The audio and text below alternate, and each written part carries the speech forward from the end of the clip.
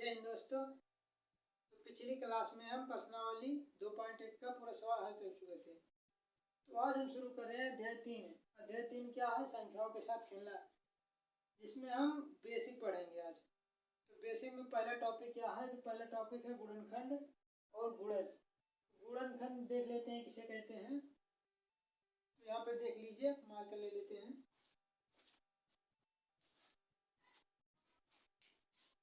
देखिए गुणनखंड, देखिए किसे कहते हैं। जब किसी एक संख्या को किसी दूसरी संख्या से भाग दिए जाने पर वह संख्या पूरी तरह विभाजित हो जाती है, तो दूसरी संख्या पहली संख्या का गुणनखंड कहलाता है। जैसे यहाँ पे देखिए, पहली संख्या हम ले लेते हैं 6, दूसरी संख्या ले लेते हैं 2। 2 से 6 में भाग देंगे तो 2 तिया 6, कट गया। यहाँ पे शेषफल 0 आया, यानी कि ये 2 से पूरी तरह विभाजित है। तो 2 जो है ये दूसरी संख्या हो गया, 6 पहली संख्या है, तो 2 6 का गुणनखंड होगा। ऐसे एक संख्या यहाँ पे और ले लेते हैं। यहाँ पे समझो 12 ले लेते हैं, यहाँ पे 12, यहाँ पे 3 ले लेते हैं। तो 3 से 12 में भाग देंगे तो 3 चौक 12, कट जाएगा। यहाँ पे शेषफल 0 है। जब शेषफल 0 रहेगा तब इसे कहा जाएगा कि यह संख्या इस संख्या से पूरी तरह से विभाजित है, यानी 12 3 से पूरी तरह से विभाजित है। तो 3 12 का गुणनखंड है। और ले लेते हैं 3 अंक का, यहाँ पे ले लेते हैं।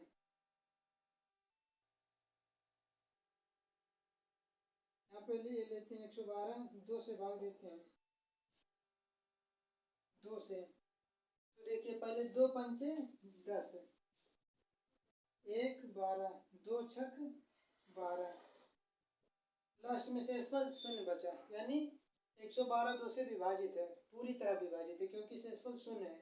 जब पूरी तरह से विभाजित रहता है तो जिस संख्या से भाग दिया जाता है वो जिस संख्या में भाग दिया जाता है, यानी ये भाजक हो गया, ये भाज्य हो गया, यानी ये भाज्य इस भाजक का गुणनखंड कहलाएगा। यही दिया है यहाँ पे। यहाँ पे क्या दिया है? वही तो दिया। जब किसी एक संख्या, यानी एक संख्या को हम मान लेते हैं 112, यानी 112 को किसी दूसरी संख्या यानी 2 से भाग दिए जाने पर वह संख्या पूरी तरह से विभाजित हो जाता है, यानी 112 पूरी तरह से विभाजित हो जाता है। तो दूसरी संख्या यानी 2, पहली संख्या यानी 112 पहली संख्या का गुणनखंड कहलाता है। यानी यहाँ पे क्या समझ में आया? 112 का गुणनखंड 2, 2 112 का गुणनखंड है।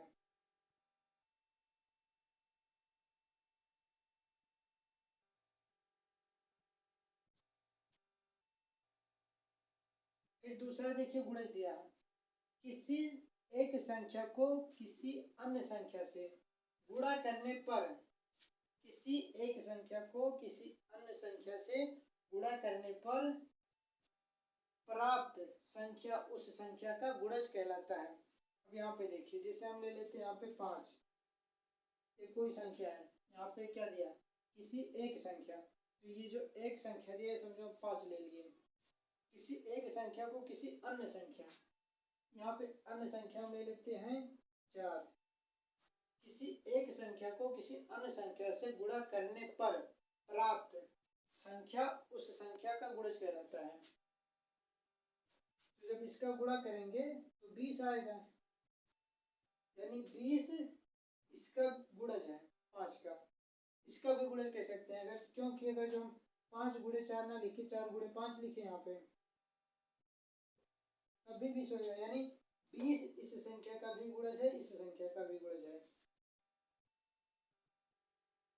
यहीं पे अगर जो हम ले लें 3 ले लें, यहाँ पे 4 ले लें तो 12 आएगा।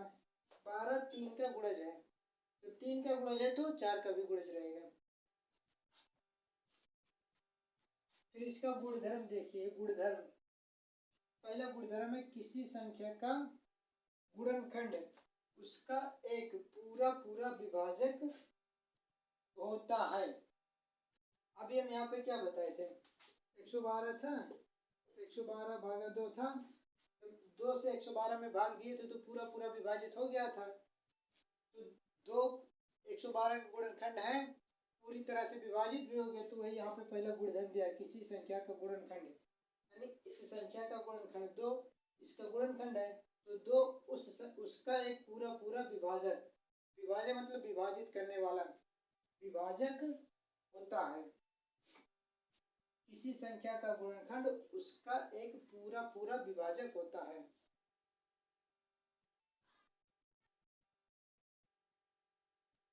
फिर यहाँ पे देख लीजिए दिया है, एक संख्या अपने प्रत्येक गुणनखंड का गुणज होता है।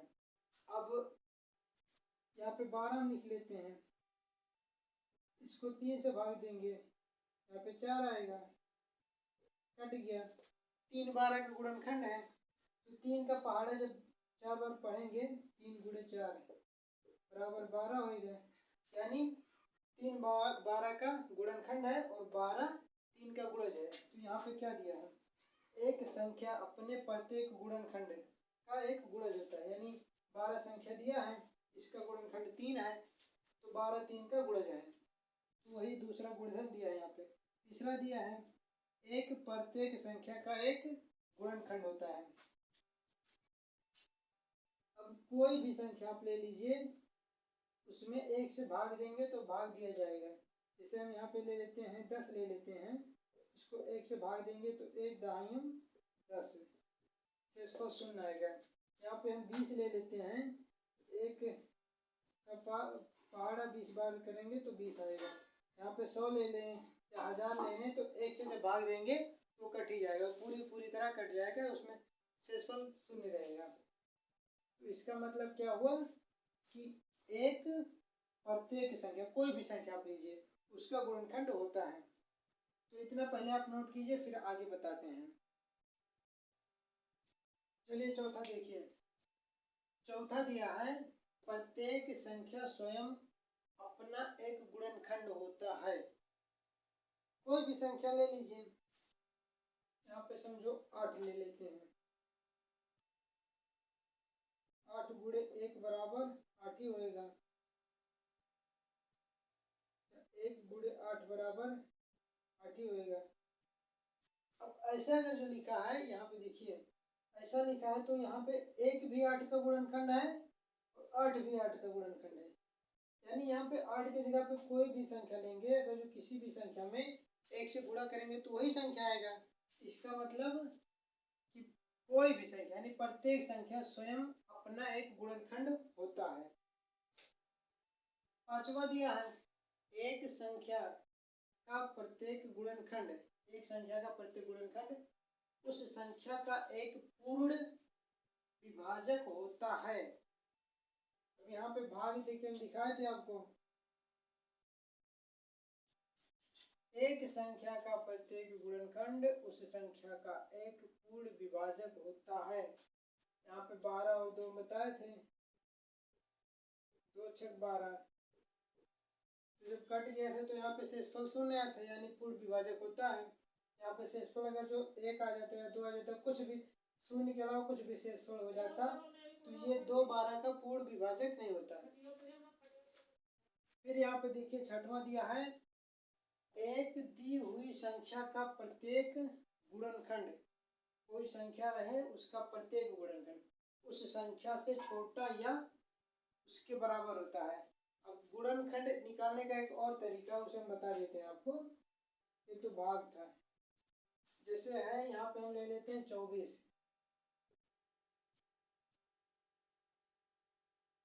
अब पहले हम यहाँ पे लिखेंगे, सबसे छोटा होता है 1 से पहले पहाड़ा नहीं पढ़ेंगे, पहले 2 से शुरुआत करते हैं, क्योंकि यहाँ पे लास्ट वाला जो है इकाई का अंक है, ये सम संख्या है, इसलिए 2 भी सम संख्या है, तो 2 से पहले स्टार्ट करेंगे। यहाँ पे 2 से गुणा करेंगे, भाग देंगे, 2 करने में 2 2 दूनी 4 12, फिर यहाँ पे 2 लिखेंगे, 2 से 12 में भाग देंगे, यहाँ पे आएगा 6, फिर यहाँ पे 2 से करेंगे, इसमें भाग देंगे तो यहाँ पे आएगा 3, 3 से करेंगे तो यहाँ पे 1 आएगा। तो ये तीनों एक ही है, तो इसे केवल एक ही लिखते हैं।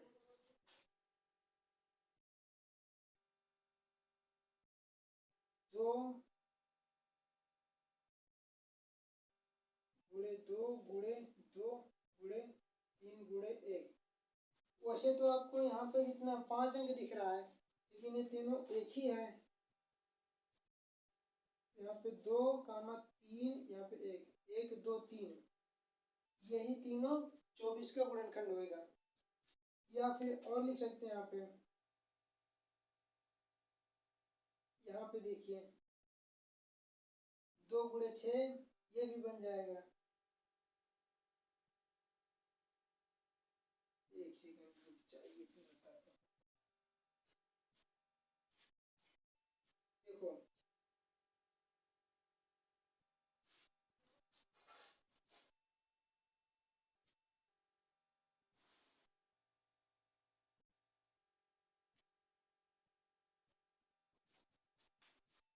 देखिए इधर, यहाँ पे 24 है, पहले इसमें 1 से भाग देते हैं, वो वाला भी छोड़ देते हैं, बाद में देखेंगे। 1 से भाग देंगे तो 24 से कट जाएगा, ये 1 हो गया इसका गुणनखंड। 2 से भाग देते हैं, 2 से भाग देंगे 12 दूना 24, 2 से भी कट जाएगा। 3 से देंगे, 3 से भाग देंगे तो 3 8 24, 3 से भी कट जाएगा। 4 से देंगे तो 4 6 24, 4 से भी कट जाएगा, यहाँ पे 6 आएगा। अब 4 के बाद 5 से नहीं देंगे,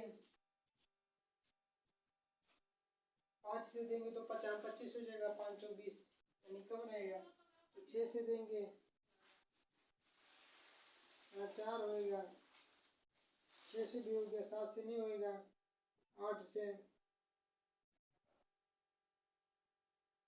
9 से नहीं होएगा, 10 से नहीं होएगा। 8 के बाद यहाँ लिख लीजिए 12, 12 दूना 24, 12 के बाद किसी संख्या से नहीं होएगा, सीधे 24 से होएगा। अब यहाँ पे देखिए कौन सा था, छठवां था, एक दी हुई संख्या का प्रत्येक गुणनखंड, यानी अगर जो 24 है तो 24 का इतना गुणनखंड, एक भी गुणनखंड है, 2 भी है, 3 भी है, 4 भी है, 5 6 भी है, 8 भी है, 12 भी है, 24 भी है। तो 24 का इतना गुणनखंड है, क्या दिया है, एक दी हुई संख्या का प्रत्येक गुणनखंड उस संख्या से छोटा या उसके बराबर होता है। यहाँ पे देखिए 24 है, 24 से 1 भी छोटा है, 2 भी छोटा है, 3 भी छोटा है, 4 भी छोटा है, 6 भी छोटा है, 8 भी छोटा है, 12 भी छोटा है, और 24 के बराबर है, यानी 24 से बड़ा इसमें से कोई भी अंक नहीं है। तो वही यहाँ पे दिया है कि एक दी हुई संख्या का प्रत्येक गुणनखंड उस संख्या से छोटा या तो छोटा होगा या उस संख्या के बराबर होगा, उससे बड़ा नहीं हो सकता है। तो वही हम यहाँ पे बताएं आपको। ये 24 है, इसका गुणनखंड यही सब है, ये 24 के बराबर है, लेकिन ये सब इससे छोटा है, इससे बड़ा कोई भी नहीं। फिर देखिए दिया है 7वां, एक दी हुई संख्या के गुणनखंडों की संख्या परिमित होती है। अब यहाँ पे इसका 24 दिया है, तो 24 का गुणनखंड इतना है, इसको परिमित मतलब होता है जिसे गिन सके हम, जिसे गिना जा सके। तो 1 2 3 4 5 6 7 8, 8 संख्या है, यानी इसके 24 के गुणनखंडों की संख्या 8 है। 24 के जगह पे यहाँ पे 224 कर देंगे तो कुछ संख्या होगी जिसे हम गिन सकते हैं। यहाँ पे 1224 कर देंगे तब भी कोई संख्या प्राप्त होगा, उसे हम गिन सकते हैं। यहाँ पे कितना भी संख्या बढ़ाते जाएं, उसका जो गुणनखंड आएगा उसे हम गिन सकते हैं। तो वही ये दिया है, कोई ना कोई संख्या तो प्राप्त होगा, लाख में प्राप्त होगा, करोड़ में प्राप्त होगा, अरब में, कहीं पर भी प्राप्त होगा, लेकिन प्राप्त होगा। तो ये एक दी हुई संख्या के गुणनखंडों की संख्या फिनिट होती है, परिमित होती है, यानी जिसे हम गिन सकते हैं। फिर दिया है 8वां, एक संख्या का प्रत्येक गुणज उस संख्या से बड़ा या उसके बराबर होता है। अब जैसे गुणज का मतलब क्या होगा, जैसे समझो दिया है 4 8 12 16 18 20 24, यहाँ पे 18 नहीं रहेगा, 20 24 28। अब ये सब 4 का गुणज है, 4 का पाड़ा पड़ेंगे, 4 1 9 4 2 9 8 4 3 12 4 6 16 4 5 20 4 6 24 4 7 28, यानी ये सब 4 का गुणज है। अब यहाँ पे क्या दिया है देखिए, एक संख्या का प्रत्येक गुणज उस संख्या से बड़ा या उसके बराबर, अब देखिए, या उसके बराबर होता है। तो ये 4 का ये पूरा गुणज है, ये पूरा 4 से बड़ा, देखो 4, 8 भी 4 से बड़ा है, 12 भी बड़ा है, 16 भी बड़ा है, 20 भी बड़ा है, 24 भी बड़ा है, 28 भी बड़ा है। और केवल 4 अगर जो यहाँ पे लिखें तो यहाँ पे जैसे अगर जो लिखे थे 4 का गुणज पूछ ले, 4 का गुणज यहाँ डॉट डॉट करके जाएगा, बढ़ता चला जाएगा। 28 के बाद 32, 32 के बाद 36, 40, 44, 48, 52, 56, ऐसे बढ़ता ही जाएगा। तो 4 का गुणज पहले होएगा 4, फिर होएगा 8, फिर होएगा 12। गुणज मतलब गुणा, 4 का गुणा जहाँ तक पढ़ते अब जाए उसी को गुणज कहते हैं। तो यह बढ़ता जाएगा, यानी पहला रहेगा 4, फिर रहेगा 8, फिर रहेगा 12। तो यहाँ पे दिया है एक संख्या का प्रत्येक गुणज उस संख्या से बड़ा। तो यहाँ 4 का गुणज ज्ञात करना है हमें, निकालें। तो ये सब तो 4 से बड़ा है, उस संख्या से बड़ा या उसके बराबर। तो 4 के बराबर है, ये भी 4 का गुणज है और ये सब भी 4 का गुणज है, तो वही ये दिया है। फिर यहाँ पे देखिए 9वां, एक दी हुई संख्या के गुणजों की संख्या अपरिमित होती है। अब इसका गुणा करते जाएंगे हम, 28 के बाद 32 के बाद 36, 40, 44, 48, 52, 56, 60, 64, इसे बढ़ते जाएंगे, अनंत तक पहुँच जाएंगे, जिसे हम गिन नहीं सकते हैं। तो वही ये दिया है इनफिनिट, अपरिमित, मतलब जिसे गिन नहीं सकते हैं। फिर 10वां दिया है प्रत्येक संख्या स्वयं का एक गुणज होता है। प्रत्येक संख्या स्वयं का एक गुणज होता है। जैसे 4 का गुणज में क्या लिखे हैं, 4 भी लिखे हैं, 8 भी लिखे हैं, 12 भी लिखे हैं, यानी 4 का गुणज यहाँ पे 4 लिखा है, तो 4 स्वयं का गुणज है, तो वही यहाँ पे दिया है। तो चलिए इसे नोट कर लीजिए, फिर आगे बढ़ते हैं।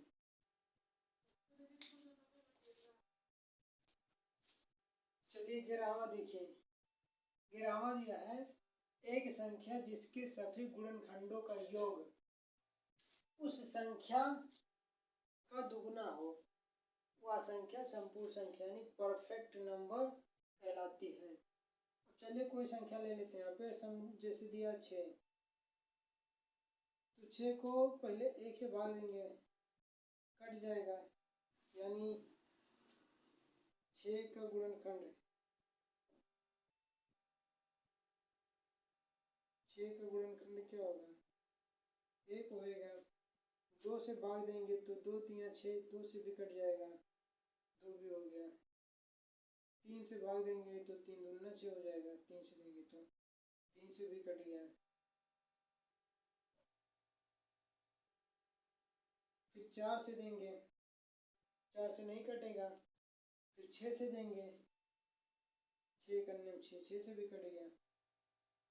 तो 6 का गुणनखंड, ये 4 गुणनखंड, 1 है, 2 है, 3 है, 6 है, ये 6 का गुणनखंड है। अब यहाँ पे क्या दिया है, यहाँ पे देखिए क्या दिया, एक संख्या जिसके सभी गुणनखंडों का योग उस संख्या का दुगना हो, मतलब इन सभी का योग अगर जो करें, ये 6 का गुणनखंड है, अगर जो 12 आ गया यानी 6 का दुगना, वह संख्या मतलब ये 6 संपूर्ण संख्या कहलाती है। इसका दुगना करेंगे तो इसे पहले जोड़ते हैं, 1 + 2 + 3 + 6, 1 2 3 3 6 6 12, यानी 12 आ गया। तो 12 6 का दुगना है, तो यानी ये संपूर्ण संख्या कहलाएगी, वही ये दिया है।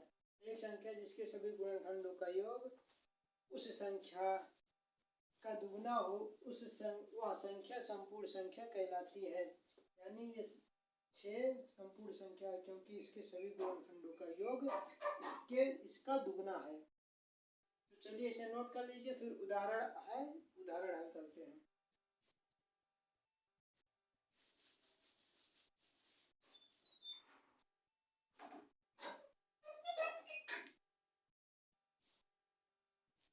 चलिए इसे नोट करिए,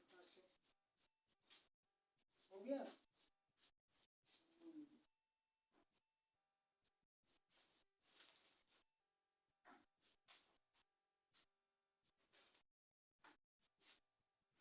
चलिए उदाहरण पहले नोट कर लेते हैं।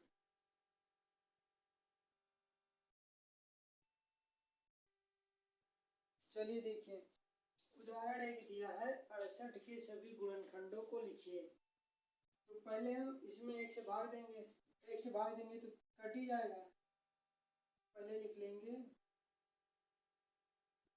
68 बराबर 1 गुणे 68। दूसरा 2 से भाग देंगे, 68 बराबर 2 से भाग देंगे तो 2 3 6।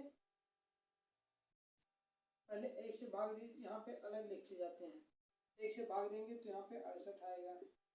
2 से भाग देंगे, यहाँ पे 2 गुणे कर देते हैं। 2 से भाग देंगे तो 2 3 6, 2 चौक 8, 34 आ गया। फिर 2 के बाद 3 से भाग देंगे तो 3 दूनी 6, ये 8 हो गया। 3 3 हो जाएगा तो 3 से नहीं कटेगा। उसके बाद 4 से भाग देंगे, यहाँ पे 68 बराबर 4 गुणे 4 इकन्ने 4, 2 28, 4 सत्ते 28, 17। यहाँ पे 17 लिख लेते हैं। फिर देखिए 4 हो गया, 6 से 6 करने 6, फिर 8 है, 6 से नहीं कटेगा। फिर 8 से काटेंगे तो 8 अठाई 64 होता है, 9 सत्ते 63 होता है। ना 8 से कटेगा ना 9 से कटेगा, 11 से तो कटेगा ही नहीं, 12 से भी नहीं कटेगा। 13 विषम संख्या है, यानी लास्ट का 3 जो है विषम संख्या, 13 से भी नहीं कटेगा।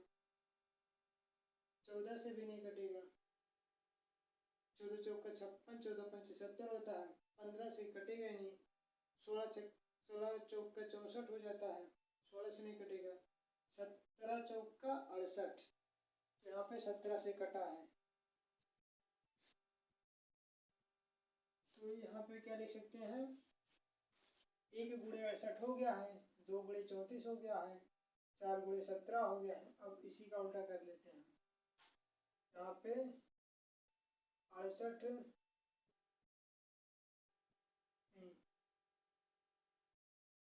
2 हो गया है, यहाँ पे 34 गुणे 2 लिखेंगे, 2 पहले इसे लिख लेते हैं। 68 गुणे 1, यहाँ पे 1 गुणे 68 लिखे थे, 68 गुणे 1 करेंगे तब भी 68 होगा। यहाँ पे 2 गुणे 34 है, 34 गुणे 2 कर लेते हैं। देखिए यहाँ पे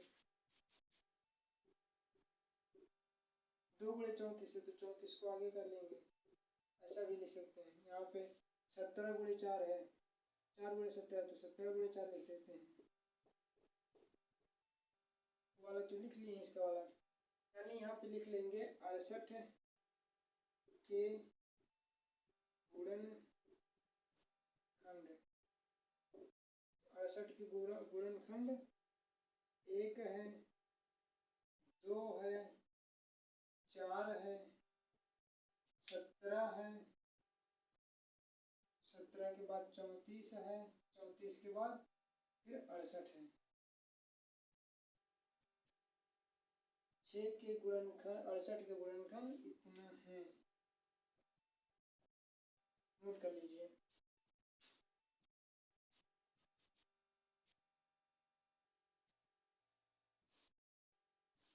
चलिए मिटा रहे हैं।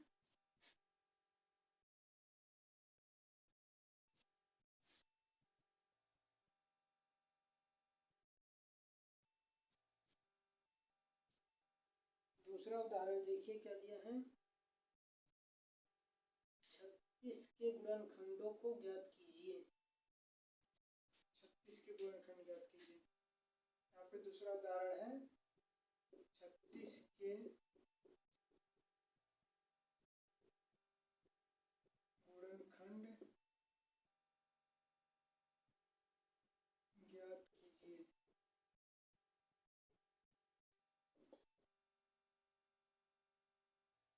तो पहले क्या लिख सकते हैं, 36 1 गुणे 36,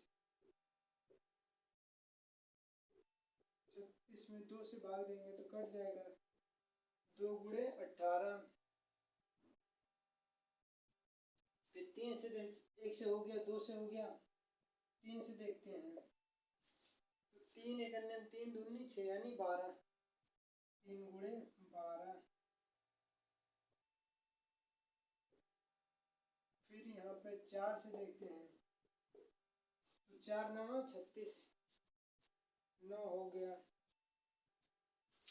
5 से भाग देते हैं, तो 5 से कटेगा ही नहीं, 5 7 35 होता है, 5 8 40 हो जाएगा। 6 से भाग देते हैं, 36 बराबर 6 गुणे 6, 36 बराबर 7 से भाग देंगे, 7 5 35 हो जाएगा, 7 से 42 हो जाएगा, 7 से नहीं कटेगा। 832 8 5 40, 8 से भी नहीं। 9 से, तो यहाँ पे शुरू हो गया, यहाँ पे पहुँच गया, यानी इसी का उल्टा होने लगेगा।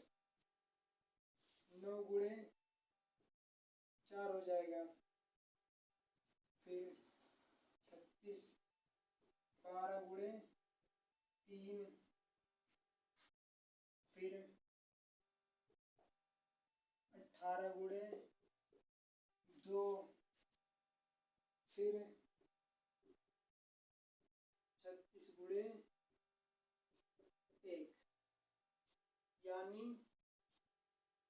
लिख लेंगे 36 के गुणनखंड। 36 के गुणनखंड हैं 1 2 3 4 6 9, 9 के बाद 1 हो गया, 2 हो गया, 3 हो गया, 4 हो गया, यहाँ पे 6 हो गया, यहाँ पे 9 हो गया, यहाँ पे 12, 12 के बाद 18, 18 के बाद 36,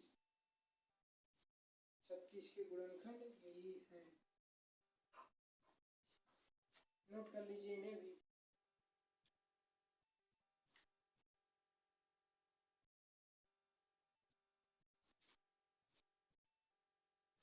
ये दिया 6 के सभी प्रथम 5 गुणज लिखिए, तो इसे मिटाते हैं हम।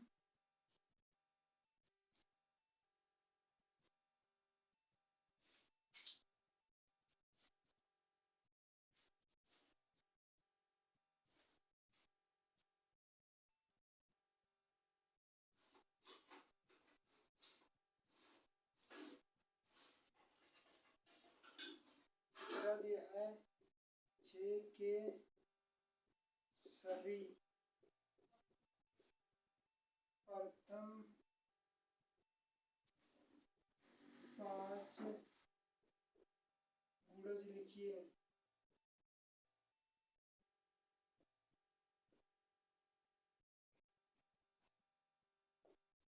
तो यहाँ पे हम लिख लेते हैं हल। यहाँ पे लिख लीजिए 6 के प्रथम 5 गुणज।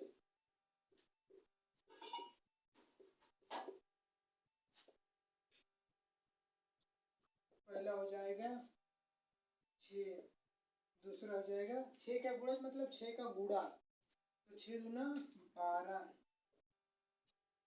6 त्रिक 18, 6 चौक 24, 6 पंचे 30, 1 2 3 4 5। प्रथम जब पूछा है तो यानी 6, जैसे यहाँ 6 दिया है, फिर 6 के सभी प्रथम 5 गुणा पूछा है, तो 6 से स्टार्ट करेंगे। 6 का गुणा 6 12 18 मतलब 6 से जोड़ते जाएंगे।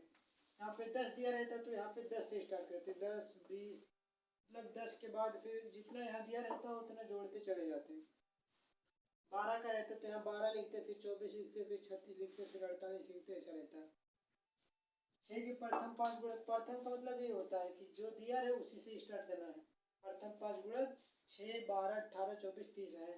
चलिए इसे नोट कर लीजिए, फिर आगे बढ़ते हैं।